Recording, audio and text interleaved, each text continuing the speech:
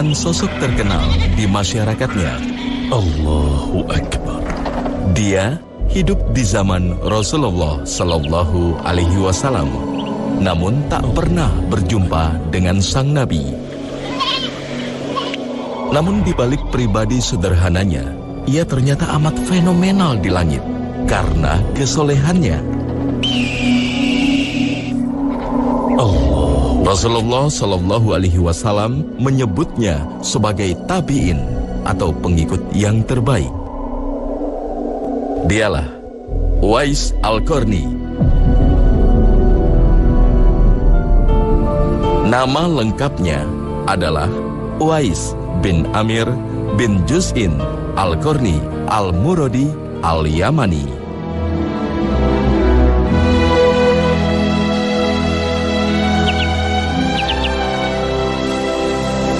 Ia berasal dari suku Qarn di Yaman yang berada di sebelah selatan Saudi Arabia. Tidak ada yang istimewa dari kehidupannya. Ia hanyalah orang biasa yang sehari-hari hanya berdagang dan menggembala unta.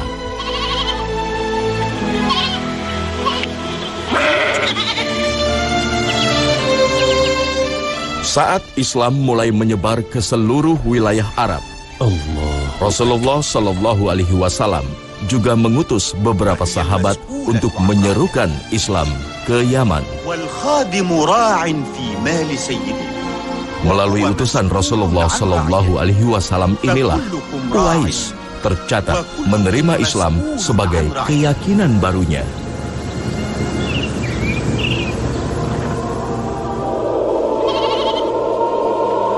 Kesungguhannya mempelajari Islam membuktikan kecintaannya terhadap agama yang dibawa Rasulullah Sallallahu Alaihi Wasallam.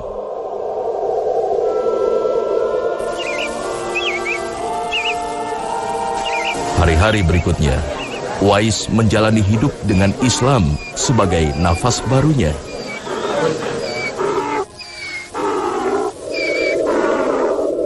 Meski terpisah ribuan kilometer dengan Rasulullah Sallallahu Alaihi Wasallam, ia selalu menunaikan sunnah nabinya.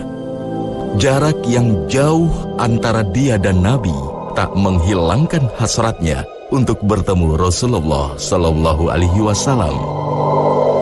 Ia bahkan ingin segera ke Madinah untuk menemani perjalanan jihad Rasulullah Sallallahu Alaihi Wasallam.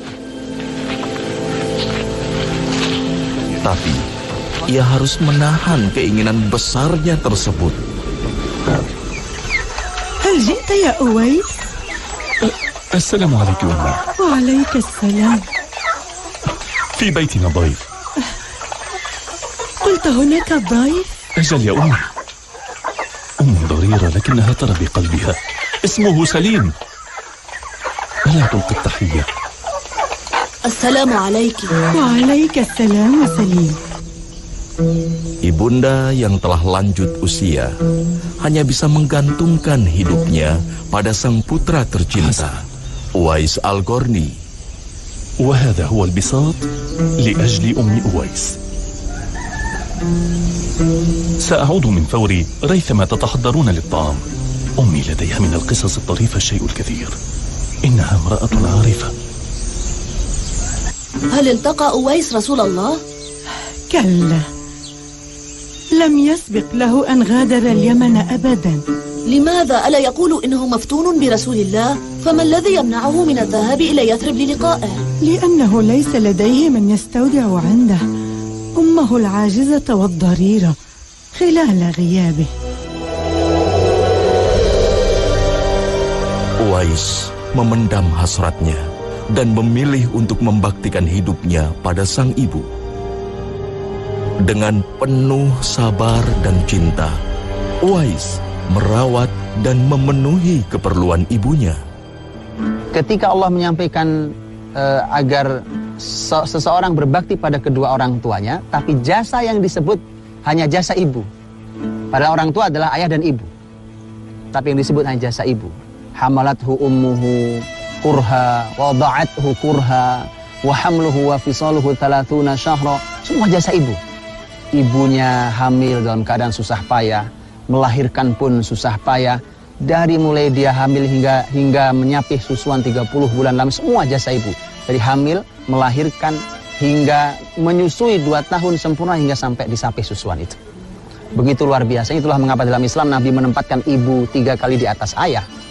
Dan siapapun yang masih memiliki ibu terutama, tentu juga orang tua kita adalah ayah kita.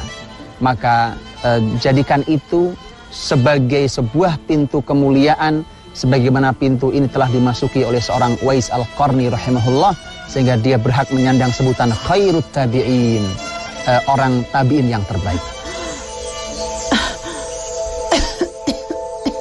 Sang bunda yang mengetahui keinginan anaknya akhirnya merestui Uwais untuk bertatap wajah dengan Rasulullah sallallahu alaihi wasallam. جزيل الشكر لك. هذا يكفي. Dengan bekal seadanya, Uwais pun segera berangkat menemui sang Rasul yang amat dirindukannya. أيكفيك قرص واحد في نعم يكفي سفرك؟ ويزيد. أويس، اسمع جيدا ما أقوله لك. إياك أن تزهد بالطعام في الطريق فتموت من شدة الجوع. حينها لا قدر الله سيهلك هذا الحيوان من شدة العطش. لا تقلق أبدا، الله كريم. اذهب بأمان الله. أنا لا أملك شيئا من حطام الدنيا غير هذا الحمار. إياك أن يهلك في الصحراء. لا تركب ظهره، سمعت؟ إنه كهل وعاجز مثل صاحبه جبير. كن رفيقا بهذا الحمار المسكين، لا تعتلي ظهره فقوائمه لا تقوى على حمله. لقد تذكرت أمرا آخر. إذا عدت من يثرب فاجلب معك شيئا من العود والعنبر والعطور.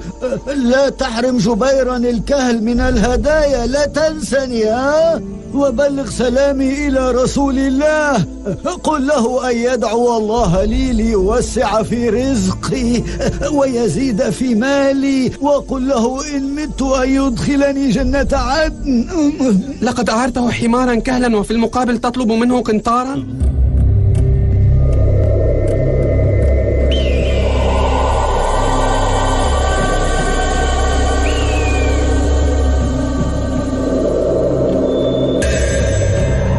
Kecintaannya pada sang Nabi membuatnya mampu mengalahkan sulitnya perjalanan yang ia lalui.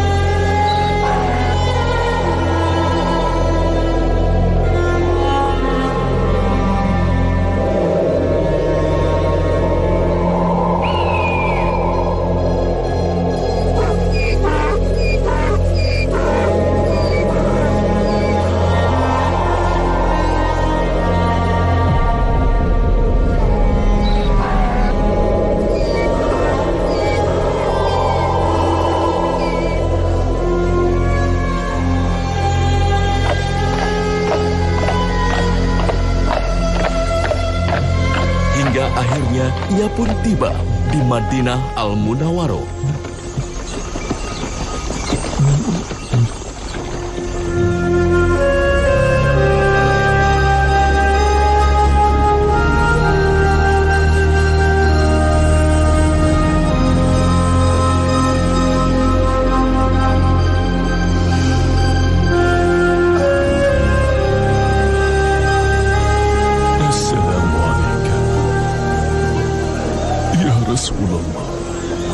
ليس موجودا. أباق أنت؟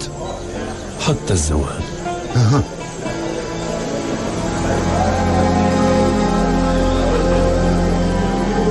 Harapannya untuk bertemu dengan sang Rasul hilang seketika.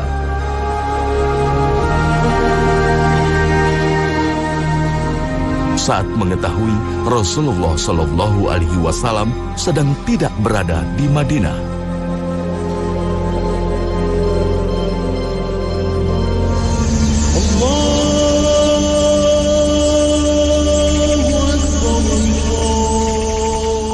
Uwais pun harus bergegas pulang ke Yaman untuk kembali membaktikan diri pada ibundanya.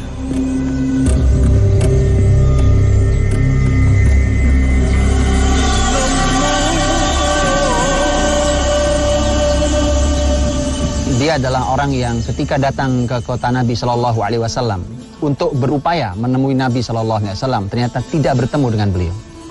Disebutkan Nabi sedang keluar dari kota Madinah, kemudian Uwais datang. Itulah salah satu yang, inilah bagian dari takdir seseorang yang juga menjadi pelajaran bagi kita, bahwa orang berusaha, jauh dia datang dari Yaman, perjalanan yang tidak pendek jaraknya, tapi begitu sampai di kota Nabi, maka dia tidak bertemu Nabi. Dan inilah yang membuat Uwais, walau hidup di zaman Nabi, tapi bukan sahabat Nabi SAW. Melalui wahyu, Rasulullah Shallallahu Alaihi Wasallam mengetahui kedatangan Uwais ke Madinah yang hendak menemuinya. Rasulullah pun menceritakan sosok Uwais kepada para sahabat. Inilah yang akhirnya membuat Uwais menjadi terkenal. Keberadaan Uwais terus dicari, bahkan hingga memasuki masa kekhalifahan Umar bin Khattab.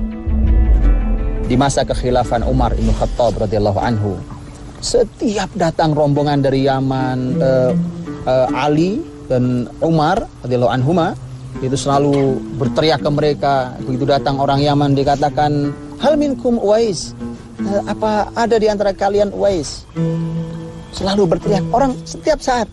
Rombongan datang dari Yaman haji atau rombongan dagang datang, dia selalu berteriak, hal minkum Uwais, apa ada Uwais di antara kalian? Hal minkum Uwais. Orang menjadi tahu siapa Uwais. Tidak pernah, bahkan suatu saat mereka tidak pernah mendengar orang hebat namanya Uwais di Yaman.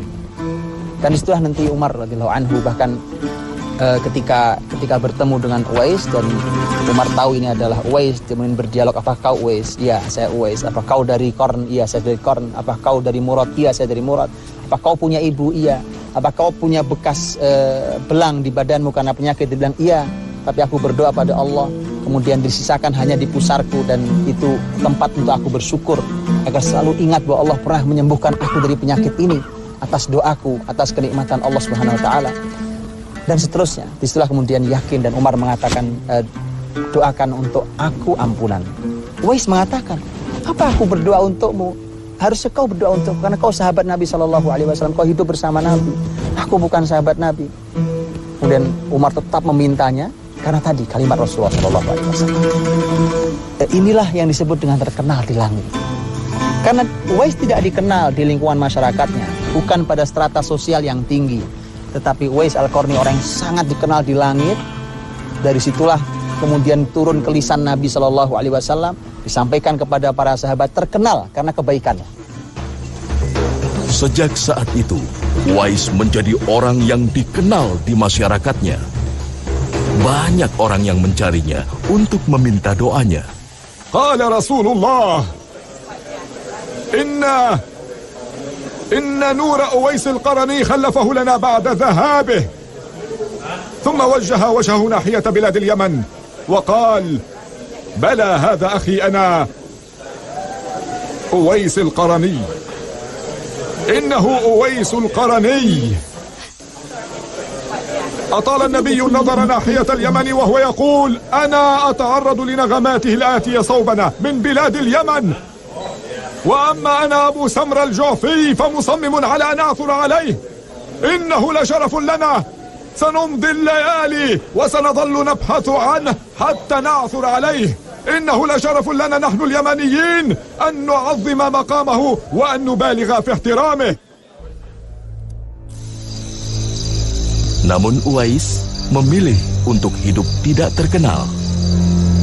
Ia mengasingkan diri dan hidup dalam kesederhanaan. Sejarah tak banyak mencatat tentang keberadaan Uwais. Setiap ketenaran menghampirinya Uwais diriwayatkan kembali berpindah tempat mengasingkan diri. Sejarah mencatat ia terakhir kali bermukim di Kufah di zaman kekhalifahan Ali bin Abi Thalib.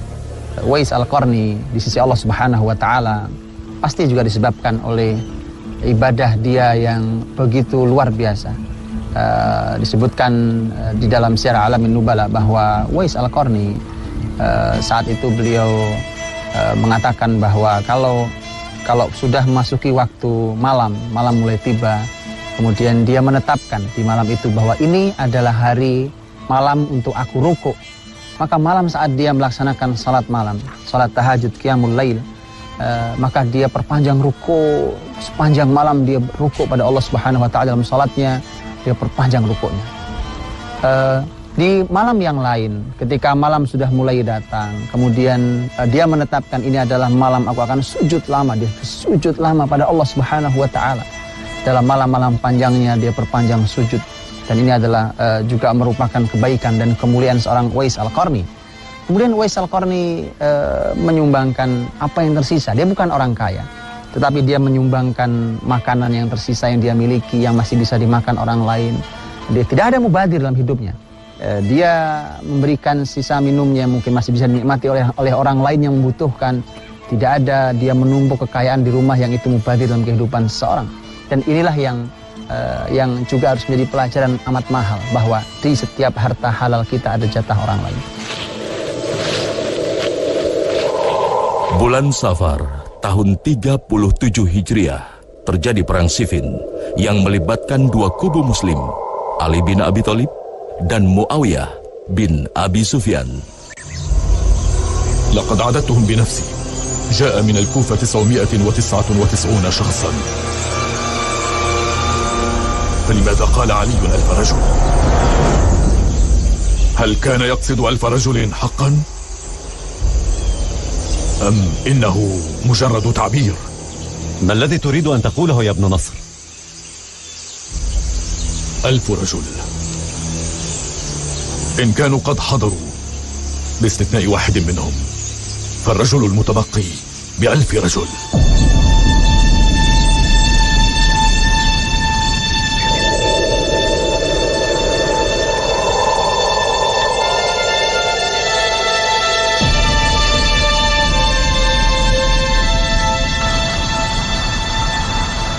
Di peperangan ini, kehadiran Uwais kembali dicatat sejarah. Ia datang untuk terlibat dan menggenapi jumlah pasukan yang berbaiat pada Khalifah Ali.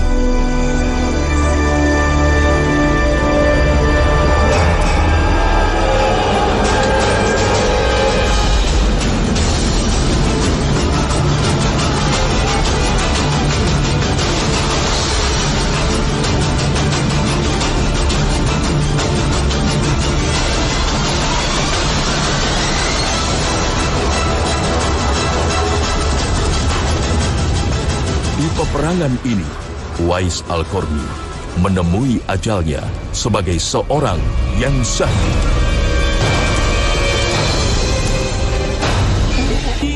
Untuk itulah ketika Uwais dikenal sisi Allah SWT, maka dia punya banyak hak sisi Allah. Doa yang mudah dikabulkan.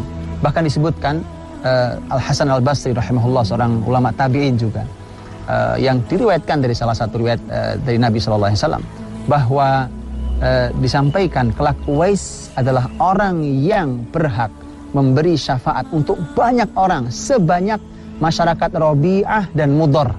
Ini masyarakat besar Arab. Jadi jumlah orang yang akan ditolong Uwais di akhirat nanti, diberikan syafaat, adalah masyarakat yang sebesar jumlah suku Rabi'ah dan Mudhar. Tidak, bahkan kita tidak punya hak untuk memberi pertolongan pada seorang pun nanti di akhirat. Tidak sama sekali. Kecuali orang-orang yang dikhususkan oleh Allah Subhanahu wa taala, seperti orang mulia Rasulullah Muhammad SAW, juga orang-orang tertentu yang memiliki kemuliaan. Di antaranya adalah Uwais Al-Qarni rahimahullah taala. Uwais Al-Qarni meninggalkan dunia untuk bertemu dengan Rasulullah SAW yang amat dirindukannya.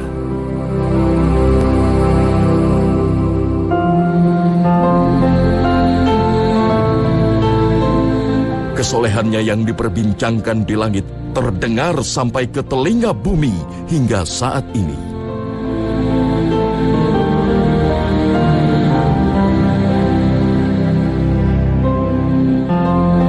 Kisahnya tetap hidup dan memberikan banyak hikmah serta pelajaran pada umat manusia. Rahimahullah, Uwais Al-Qarni.